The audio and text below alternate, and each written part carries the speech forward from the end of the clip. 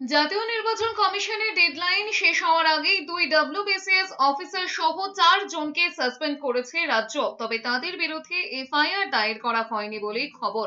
Voter লিস্টে কারচুপির অভিযোগ ওঠে বারুইপুর পূর্বের ইআরও দেবোত্তম চৌধুরী, এইআরও তথাগত মণ্ডল এবং ময়নার ইআরও বিপ্লব সরকার এবং এইআরও সুদীপ্ত দাস সহ এক ডেটা এন্ট্রি অপারেটরের বিরুদ্ধে।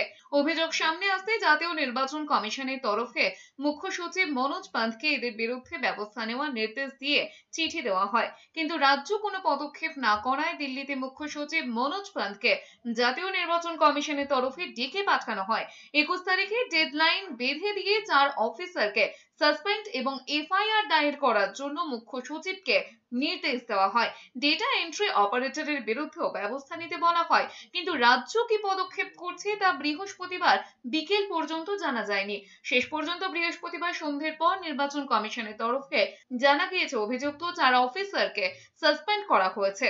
তাদের বিরুদ্ধে ডিপার্টমেন্টাল প্রসিডিং করবেন মুখ্য সচিব, তবে তাদের বিরুদ্ধে এফআইআর দায়ের করেনি রাজ্য। এদিকে ডেটা এন্ট্রি অপারেটরের বিরুদ্ধে কি পদক্ষেপ করা হয়েছে তাও জানা যায়নি।